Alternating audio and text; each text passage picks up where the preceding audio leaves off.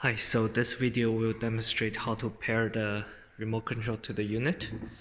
So as you can see right now, when I press the remote control, nothing happens. Okay, now we turn the power of the unit off by pressing the test button.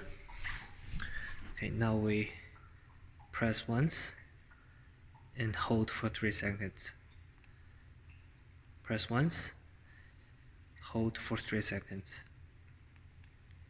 And press once again, hold for 3 seconds. Now turn the unit back on and hold. You can see the 5 buttons, 5 lights blink, and now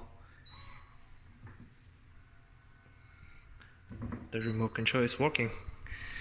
I can turn off the night light. You can initiate the flush.